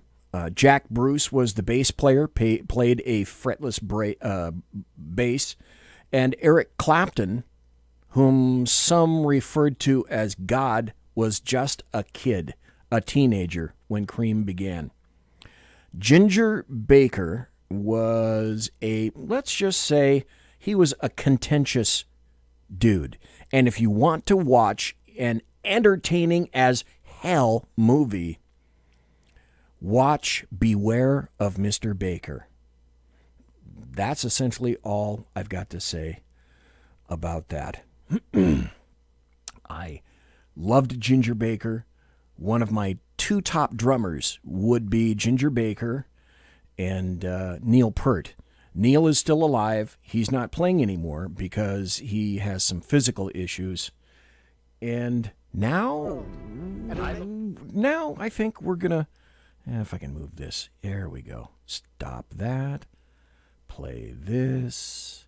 That's why I need a producer. But I don't have a producer. But I am going to produce this. I believe that this nation should commit itself to achieving the goal before this decade is out of landing a man on the moon and returning him safely to the Earth. We're going to go into some news. We're going to go into some impeachment information. We're going to go into some breaking news from today. So stand by. It will outlaw Russia forever. We begin bombing in 5 minutes. Guidance is internal. 12, 11, 10, 9. Ignition sequence start. 6, 5, 4, 3, 2, 1. I will build a great wall. Stand by for news. This just came out today. And yet I'll wager you probably didn't hear about it. There's a new book out that claims that Rod Rosenstein thought John Kelly and Jeff Sessions would back him against the use, or with the use, of the 25th Amendment against Trump. You heard about it. People were calling you a tinfoil hat wearer, and now it turns out to be absolutely true. Former Deputy Attorney General Rod Rosenstein expected that former White House Chief of Staff John Kelly and then Attorney General Jeff Sessions would back the use of the 25th Amendment against President Donald John Trump, but they miscalculated, and they were eventually forced out. A new book claims James Stewart, the author of Deep State, appeared on a TV show to discuss the revelations. He said Rosenstein, as opposed to what he said, was completely serious about wearing a wire to entrap the President of the United States. And he felt that he could count on cabinet members to forcibly remove Trump if that failed. And it turns out, well, as we know, Rosenstein denied saying that he wanted to invoke the 25th Amendment, but it turns out that was a lie. There are witnesses to that conversation, and he named 2 cabinet-level people who allegedly were going to support that, namely John Kelly, the Chief of Staff, he's gone, and Jeff Sessions, the Attorney General, and he's gone. So you're a tinfoil hat wearer for even thinking about that. If Mike were still on, and I told him, maybe I didn't tell him. I have a Louisiana story for you, a news story. Mike, because Mike happens to live in Louisiana, NBC News came out and said in the Louisiana governor's race, an ad came out from Republican candidate for Louisiana governor, a guy named Ralph Abraham, that released a TV ad that is heinous. It's terrible. It's mean. It's evil. It needs to be excoriated. Well, what is that terrible ad? What does that terrible, terrible ad say? Well, that's why you're here, and that's why we want to listen. I'm Ralph Abraham. I'm running for governor, and here's the truth. Life begins at conception. Government is too big. Our taxes are too high, and our car insurance is too expensive. President Trump is doing a great job. Facts matter more than feelings. The Second Amendment is self-explanatory, and as a doctor, I can assure you there are only 2 genders. I'm Republican conservative Ralph Abraham. I'm running for governor, and that's the truth. And so out of all of those misleading statements that terrible conservative said, what do you think was the worst statement made by the terrible, heinous Ralph Abraham? Was it about the Second Amendment? Was it about facts and emotions? No, it was about, I hope you're sitting down for this one, it was about there being just 2 genders. That's what they were talking about. That's what the major issue was. Breaking news. When we come back from the bottom of the hour break, this just came out today. Would you believe it if I said something similar to, well, Robert Mueller, it turns out, is in fact a lying sack of crap? BZ, say not so. Can't be serious. Yeah, I'm pretty serious. Conservative media done right. You're listening to the SHR Media Network. From a public locker inside a dilapidated Long Island rail station comes a show designed to piss off liberals using truth, facts, and ridicule. The Lid Radio Show, featuring the conservative voice from the People's Republic of New York. the lid himself, Jeff Dunitz. Tune in every Wednesday at 2 p.m. Eastern, 11 a.m. Pacific on the SHR Media Network. Go to shrmedia.com. At Lid Radio, we fight for the truth, justice, and a good kosher T-bone. If you don't listen, Hillary Clinton might sneak into your bedroom in her housecoat late at night and blame you for her election loss. It's the Lid Radio Show with Jeff Dunitz. For 50 years, I've seen the American people blinded by corrupt politicians, a lapdog media, and deceptive Islam. The one thing the elites fear is one man with a cane. I'm Dave Milner.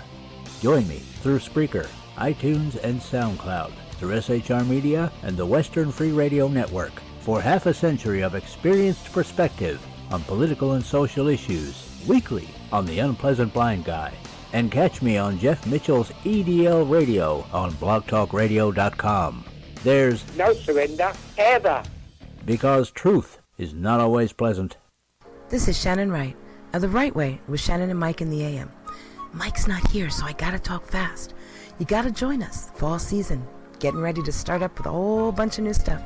News and food and politics and sports and entertainment and a whole bunch of stuff. But wait, Mike's coming. I gotta go. Remember, Shannon and Mike in the AM on SHR Media, Monday through Thursday, 7 to 9 a.m. Make sure you tune in. Featuring right thinking from a left brain and doing the job the American maggots won't. BZ is fundamentally changing America, one diaper at a time. Just when safety pin manufacturers are running out of metal for the diapers of the leftists, where the speech is free, but the drinks are not. The bloviating Zeppelin's Berserk Bobcat Saloon can be heard every Tuesday and Thursday night, commencing at 11 p.m. Eastern and 8 p.m. Pacific, where pushback is a requisite art form in and of itself. Let your ossicles be truly liberated when you listen to the bloviating Zeppelin's Berserk Bobcat Saloon, only on SHR Media Network. No ferrets were harmed in the making of this ad. Join me, Jack Alexander, for the Jack Alexander Experiment podcast, as I take a unique outsider's look at the issues affecting the USA. I fearlessly take on the issues that everyone else is too scared to touch. The Jack Alexander Experiment podcast is available wherever good podcasts can be found, like Spreaker, iHeartRadio, and Google Podcast. The Jack Alexander Experiment, because it's not a matter of left versus right, it's a matter of right versus wrong. It's your business diva here, Melanie Collette. I am inviting you to a front row seat as I discuss some of the most intriguing details of wealth and finance with today's movers and shakers in the world of business. Listen in and discover financial truths on a global, domestic, and household scale. Uncover topics that will impact your wallet today and in the future. Money Talk with Melanie airs Monday through Friday, 5 p.m. East, 2 p.m. West, right here on SHR Media and High Plains Pundit Talk Radio. You can't afford to miss it. Featuring the effervescent contrarian, Sackheads Clint, plus the unrestrained bulbosity of BZ, the Sackheads Against Tyranny is a real Shat show. Doubling your late-night conservative talk show pleasure with double the hosts, you can listen every Wednesday night at 8 p.m. Pacific, 11 p.m. Eastern. Please note, some contents may have settled during shipping. Member FDIC, batteries not included, warranty voided Montenegro. Conservative media done right. You're listening to the SHR Media Network. Ladies and gentlemen, boys and girls, children of all ages, it's the final 25. The final 25 minutes of the fastest 2 hours on Tuesday night, starting at 11 p.m. Eastern. I win, and I have consistently been winning award after award after award for the Saloon being the finest live late-night talk show on SHR Media from 11 p.m. Eastern to 1 a.m. Eastern. Award after award after award. So many people that I run against, and yet I keep receiving these wonderful awards. So people that have been voting for me continuously, Thank you ever so kindly from the bottom of my heart. I told you that I would have a brand new breaking story about Mueller. Then, in terms of stories, I'm going to let you know about the newest Kurt Schlichter story, which is kind of contentious, and then I'm going to ask you questions about that. Then I also have a great Victor Davis Hanson story. The two seem to go together tonight. Very interesting. This just came out today. Mueller was pursuing the FBI director job when he met with Trump in 2017, administration officials say. Do you remember what Mueller said in response to those questions? No, I wasn't. No, I didn't. Multiple administration officials told Fox News that when Robert Mueller met with President Trump in May of 2017, Mueller was indeed pursuing the open post as the director of the FBI, something the former Russian probe special counsel denied under oath during congressional testimony this summer. Amazing. Bob Mueller, liar. Those officials also told Fox News government documents showed Mueller was pursuing the job as a candidate himself. And it came as emails released this month through a Freedom of Information Act request by Judicial Watch. Stop. Why is Judicial Watch, by the way, to whom I send cash, why is Judicial Watch doing the job of the United States government? Because it has to. No one else is challenging them, and frequently Tom Fitton's Judicial Watch, judicialwatch.org, if I'm not mistaken, has to dredge this stuff up. And then we discover, welcome Jack, just so I come in. Then we discover that, oh yeah, well, most all of these people are liars, aren't we? From townhall.com today, Kurt Schlichter wrote this. Critics are aghast as Trump keeps his word about no more wars. Imagine that. Donald Trump came into office promising to not start any new wars and to get us out of the old ones our feckless elite had dragged us into, and now he's doing it in Syria. The usual suspects are terribly outraged. How dare he actually deliver on his promise not to have any more of our precious warriors shipped home in boxes after getting killed on battlefields we can't even pronounce while refereeing conflicts that began long before America was a thing in campaigns without any kind of coherent objective. Conservatives like me still think of ourselves as hawks.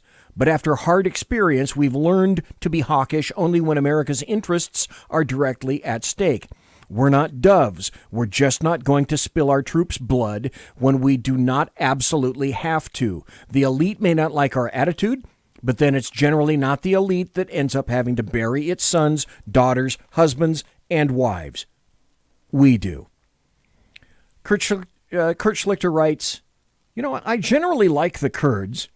I generally dislike the Turks, but they have been killing each other for a long time, and no one has yet offered a sufficient reason why America should stick its troops in the crossfire between them. Now, we hear words like betrayal tossed around, often by people whose track record, honor, is charitably lacking.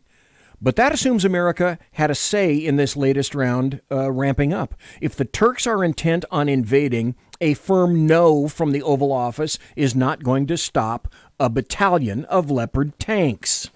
If you want to stop them, you have to be prepared to stop them. That means war. And the president, along with millions of us, say, no thanks. Some solid conservatives, whom I respect, disagree with the president's take. They point out the Kurds have fought with us and that they've had a raw deal. They also point to the Turks' sordid history of genocide, like with the Armenians. These are good points. I spent 16 months away, Kurt Schlichter writes. I spent 16 months away from my family deployed helping Muslims avoid a genocide in Kosovo. But they are not good enough to justify us doing the only thing that can stop the Turks if they are committed to their threatened aggression, i.e., being willing to have American troops fight them. Let's have some real talk, because the orange man bad side of the debate, the side that suddenly all hopped up on war juice, offers nothing but hack cliches to support its amorphous position. The Kurds helped destroy ISIS. True. It's also true the Kurds would have fought ISIS anyway.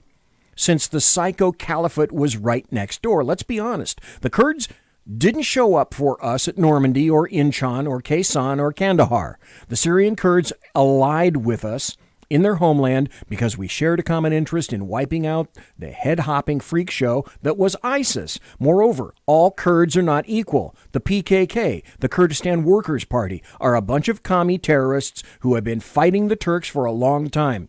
Those Reds are no friends of ours, and it's their antics that seem to be inspiring the Turkish campaign. I have little use for the Turks, but they aren't just picking this fight for shifts and giggles. This is one of the most salient sentences in the entire article. The fact that it's all so confusing is a really, really good reason for us to stay the hell out of it. Moreover, we keep hearing about our obligation to the Kurds. But who's the genius who promised the Kurds that if Turkey attacked the United States would go to war? Would that promise be binding on us if it were?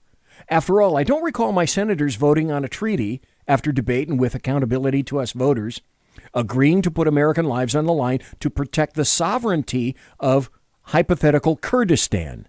This idea that some sort of obligation for America to defend another people can arise out of the treaty ratification process is as bizarre as it is unconstitutional.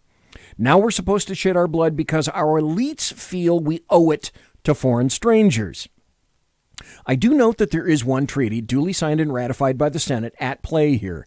That's the NATO treaty, under which we agreed to go to war to defend Turkey if attacked. If Erdogan, that thug, were more cunning, he would assert Article 5 and demand NATO forces come to Turkey's defense against the cross-border attacks by the PKK. None of this is to justify what Turkey is doing. I hope the tough and brave non-communist Kurds bloody these bullies' nose.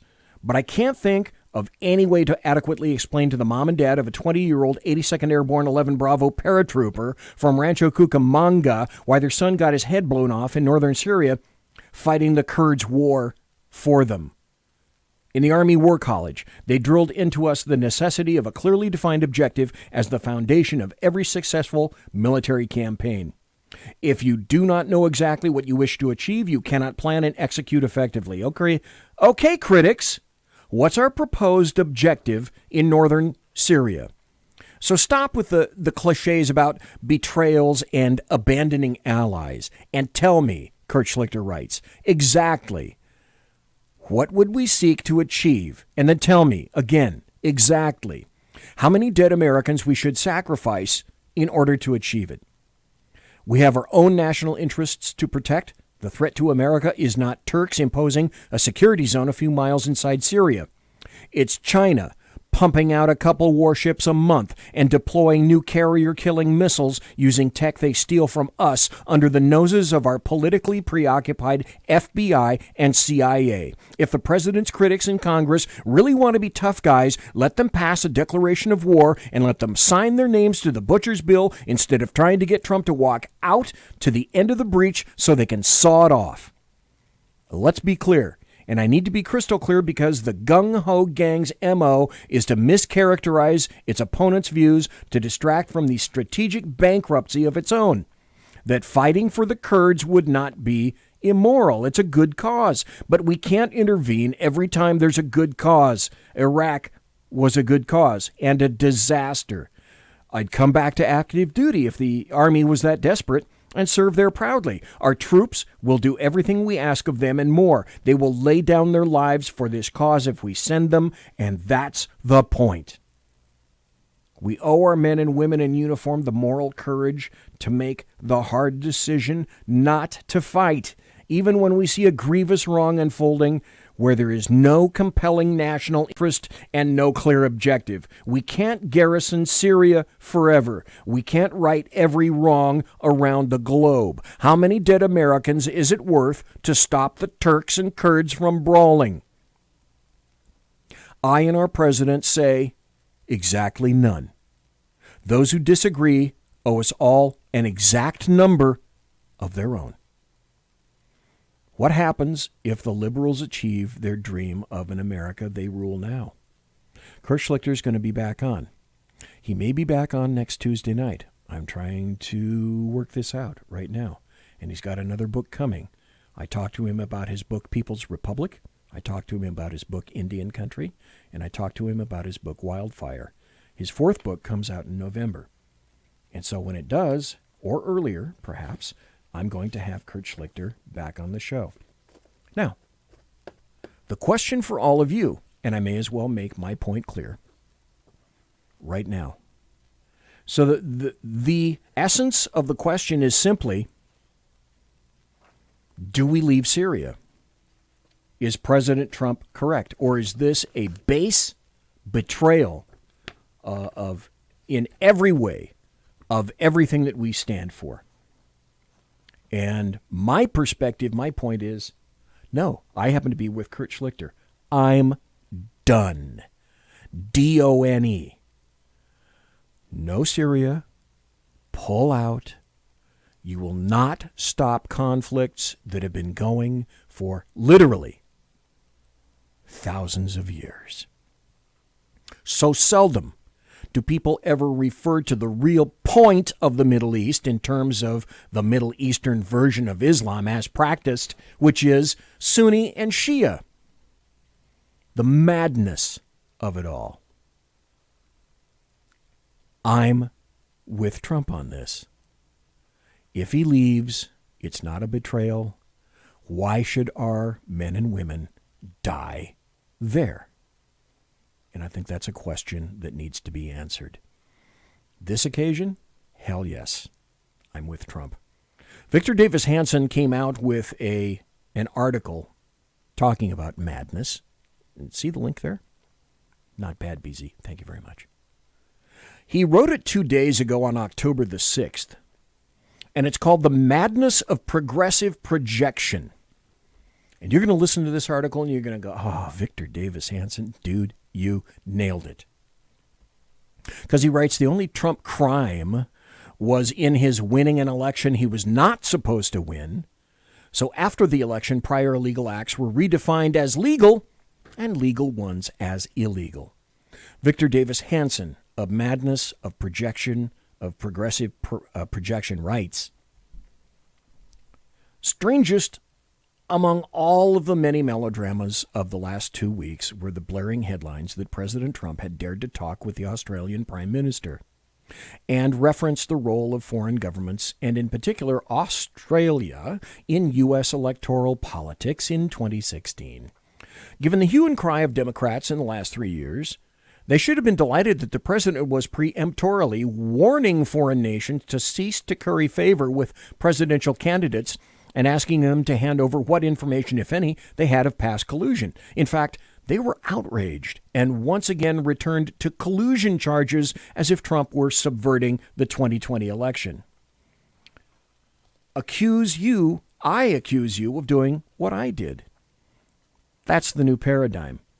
Unfortunately, projection is now an encompassing explanation for almost everything the left alleges.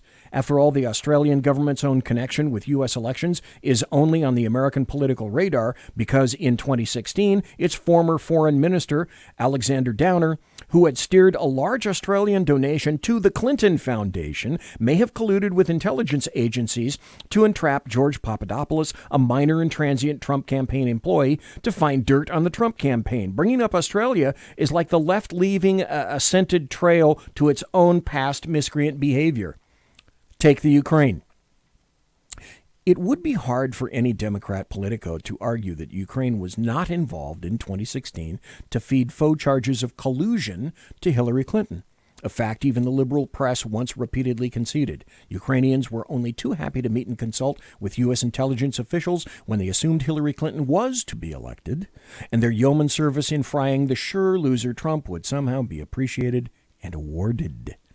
When Joe Biden makes the accusation that Trump was colluding with the new Ukrainian president to reopen investigation of the Biden influence peddling conglomerate, naturally, we knew that Ukraine in general had been leveraged in the past to help the Clinton campaign, and by Biden himself in particular to enrich his own son. Poor, contorted Ukraine now backpedals as fast as it can from trying to help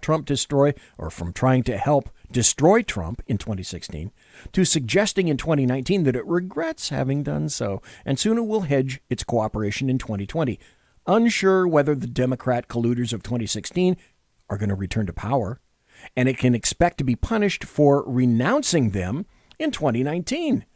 So in surreal fashion, every charge that Biden levels against Trump's supposed thought crimes amounts to more evidence of his own real wrongdoing in using threats to cut off aid to a foreign nation in exchange for dropping investigation of his wayward son. The latter's only apparent qualifications for employment are shameless readiness to play on his father's position. Imagine that. Projection as a leftist symptom came to the fore during the Mueller investigation when Mueller's dream team of progressive attorneys began pressuring a number of minor Trump former campaign officials and eventually his national security advisor on trumped-up charges, from leaking sensitive documents to obstruction of justice to lying to federal officials to collusion, whatever that non-legal term denotes, with foreign governments, and in particular Russia. In each case, Mueller ended up hunting down possible misdemeanors while ignoring likely felonies and leaking. By James Comey's own admission, he had leaked confidential presidential memos he composed for the express purpose of later using them as insurance policies against Trump, some of which material was classified as secret. As far as lying to federal officials, Mueller simply ignored that Andrew McCabe was under federal referrals for lying to investigators about his own strategic leaking of FBI investigatory material. Both McCabe and Comey likely lied to a FISA court by not apprising judges that their prime evidence, the Steele dossier, was not verified. Its foreign authors severed from FBI contractual employment, and many of its assertions known to be demonstrably untrue. The left has accused critics of Biden of indulging in supposition and hearsay and using unnamed sources, despite the fired Ukrainian prosecutor's insistence that he was dismissed due to Biden's interference and demands to end the investigation into the likely criminality of Biden's own son, Hunter. Yet the so-called whistleblower complaint admittedly is without any first-hand evidence and entirely rests on two nothings. Second and third-hand information the complainant claims he heard, and sources within the White House for such rumors that remain anonymous. In other words, accusers of the president who refuse to identify themselves. So in truth, the whistleblower is no such thing. He or she is a disgruntled and partisan intelligence bureaucrat that we know works for the CIA, who violated the whistleblower statutes by first going to Representative Adam Schiff's staff on the House Intelligence Committee to help in translating his narrative into Mueller's Steele dossier legalese and in strategizing, PZ wake up, the timing of his accusations. So expect a series of John Brennan surrogate intelligence agency whistleblowers to follow once it is established that now hearsay is admissible, and there's no downside to violating the statutes by first conferring with Adam Schiff's staff. So, conflict of what? Conflict of interest? We're hearing allegations that Attorney General Barr cannot investigate any of the whistleblower's accusations because he is mentioned as interested in learning from the Ukraine any information available concerning 2016 interference into the U.S. election. This coming at a time when a nondescript, mostly unethical, and quite disturbed Hunter Biden parlayed his ignorance about foreign affairs, the oil business, and Ukraine into a lucrative consultantship predicated on the wink and nod reality that his dad, who knew quite well what his heretofore miscreant son had landed upon, was overseeing U.S.-Ukrainian aid. But conflict of interest is, in fact, the entire basis of the last 3 years of endless investigation of the 2016 election and purported Trump collusion.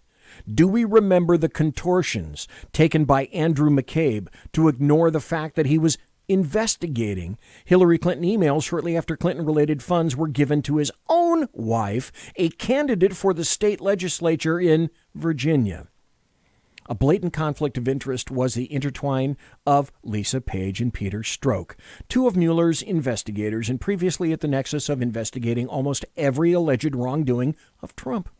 Neither disclosed that they were conducting FBI business as supposed independent investigators while conducting their own affair. Neither disclosed that they were investigating supposed Trump crimes while communicating daily their disgust for Trump, their disdain for his supporters, and their boasts about stopping the Trump candidacy and later his presidency. Neither disclosed why and when they were fired from the Mueller team, perhaps in deference to Robert Mueller's unethical gambit of staggering their departures, claiming each was merely they were just reassigned, and not disclosing their absences until weeks after they left. Their conflicts of interest turned to farce when we learned that the two helped reclassify their former boss James Comey's secret memos of presidential conversations as non-felonious confidential, a sort of replay of Strzok's earlier rewording of the Comey assessment of the Clinton email scandal to ensure she would not be charged with a felony. The locus classicus of conflict of interest was the Loretta Lynch James Comey investigation of candidate Hillary Clinton. Comey has admitted he handled the Clinton examination in expectation she would win the presidency and thus become, his new boss. Lynch has confessed, but only after being caught by the media, that she met secretly with Bill Clinton at a time when the Justice Department was supposedly investigating his wife, or asked to believe that their respective private jets actually bumped into each other on the Phoenix tarmac. Someone count the nation's average daily meetings of private jets and compute the possibility of having such a happenstance meeting, and that they suddenly decided to have a chat about their grandchildren and other mutual family gossip. And what about the collusion boomerang? Collusion? Mueller found no proof that Trump colluded with Russian officials, but to come to such a conclusion, by needs, he had to ignore all the evidence leading to an open and shut case, that Hillary Clinton used 3 firewalls, the Democrat National Committee, the Perkins Cole legal firm, and Fusion GPS opposition research team, to hide her payments to British national Christopher Steele, an admitted Trump hater who hired Russian fabricators to find dirt on Trump and then created a mostly mythical dossier on Clinton's appointment. In turn, the dossier was seeded among fellow traveler Trump haters in the DOJ, FBI, DNI, and CIA, like, to name a few, Bruce Orr, John Brennan, James Clapper, James Comey, and Andrew McCabe. These partisan allies of the Democrats, he writes Democrats, working in government made sure that it was leaked to the media before the 2016 elections. So, obstruction? Trump was not referred for wrongdoing on obstruction because even the partisan Mueller team believed that they could never indict him after his tenure was over, given the paucity of actionable evidence.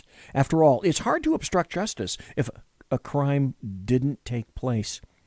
But given that a FISA court was deluded, classified documents leaked, government officials caught lying, and foreign governments found to have compiled dirt on a presidential candidate, and no one yet has been charged, the question arises, why? Who made the decision to quash the investigation of Hillary Clinton after she destroyed over 30,000 emails under subpoena?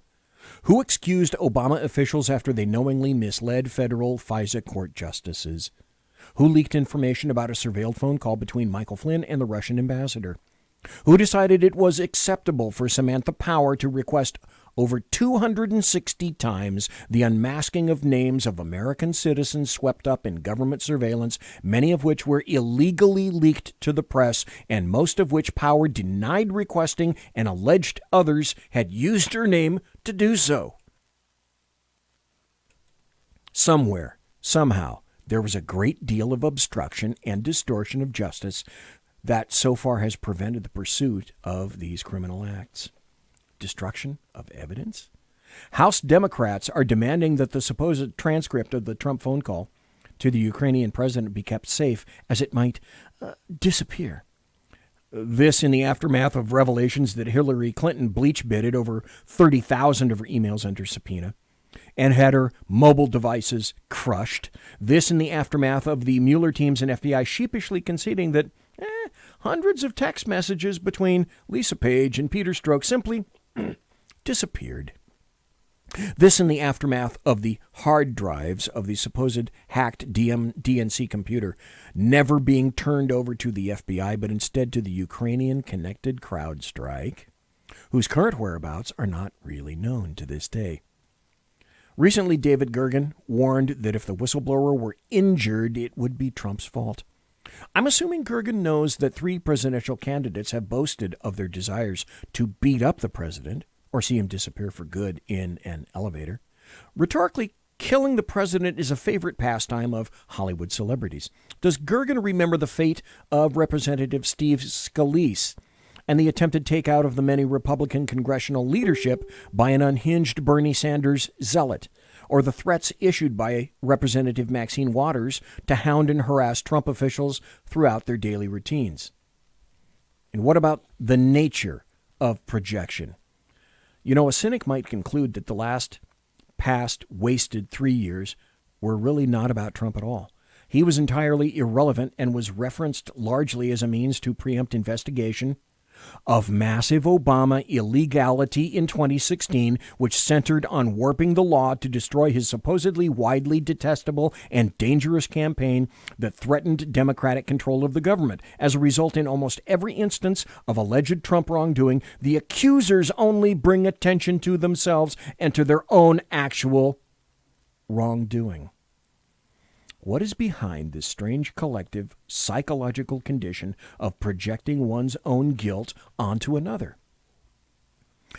In part, out of embarrassment that Hillary Clinton blew an election despite having the edge in money, the media, and the popular culture. Trump was recalibrated as a cheater. Otherwise, it was impossible to accept the Manhattan wheeler dealer had outsmarted, outcampaigned, and out-hustled the progressives' best and brightest, and worse yet, might have every intention of keeping his campaign promises to undo the entire Obama agenda. For tens of thousands of government careerists, by and large political partisans of the Democrats, using any means necessary was justified by the supposedly noble ends of ending the course Trump. Groupthink ensured that led to mass hysteria as the fantasies needed to invoke the 25th Amendment, as you heard me discuss regarding Rod Rosenstein, the Logan Act, and the Emoluments Clause meant that their own collusion and obstruction simply no longer mattered. One would have thought Trump got caught on a hot mic offering a quid pro quo to Vladimir Putin or monitoring the communications of Associated Press reporters. Instead, the zeal and loudness with which one advanced Trump collusion narratives brought both careerist and psychological rewards. The old scandals like Uranium One, the shenanigans around the Iran deal, the hot mic Obama quid pro quos, and the Hillary email fix were, they're shrugged off as proof of progressive zeal put to a good cause. To raise the question of unequal application of the law is now dismissed as, that's whataboutism. In some, had Trump just lost the election, the illegal use of the intelligence agencies by Hillary Clinton and Barack Obama's administration would have been an insider topic of pride. A now defeated and humiliated Trump would never have been charged with collusion and obstruction during the 2016 campaign. Instead, he would have been written off as a naif who never understood left-wing warnings analogous to Senator Chucky Schumer's later admonition that Trump was being really dumb. Given that you take on the intelligence community, they have 6 ways from Sunday at getting back at you. Or Samantha Power's post-election smirk, not a good idea to piss off John Brennan. The only Trump crime was in his winning an election he was not supposed to win, which then pissed off the wrong people, and of course amounted to acting dumb with the intelligence agencies. So after the election, prior illegal acts were redefined as legal and legal ones as illegal. Monsieur has unlocked!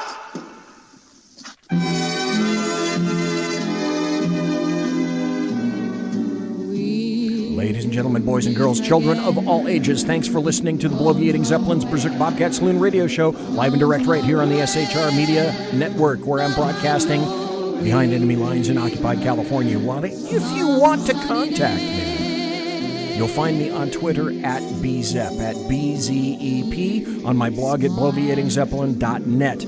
Promotional consideration is by the Lockheed Martin Skunk Works and also by Pratt & Whitney Engines Thrust. You can trust. Tiaras are by My Little Pony. Thanks to my personal KC-135 Kettle One refueling team, with whom I shall be consorting in less than an hour. And thank you ever so kindly for listening live. Thanks to Adam Kokesh in the first hour. Thanks to you for being in chat. Thanks for listening in podcast, listening live. I appreciate each and every one of you guys for taking the time out of your busy day or night to do so. Thanks again to Simone, Alaskan, Jack, Dave, Kaiser, one viewer, everybody who was in here in chat. God bless the American trucker. God bless. Take care. Be safe. Chat show? Who knows?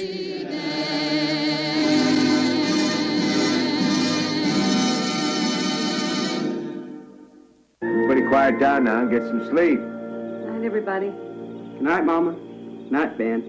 Good night, everyone. Good night, Mama. Good night, Daddy. Good night, children. Good night, Daddy. Good night, Elizabeth. Good night, John Boy. Good night, Jim Bob. Good night, Jim Bob. Good night, Jim Bob. What's going on? I was asleep. What's everybody doing? Good night, Jim Bob.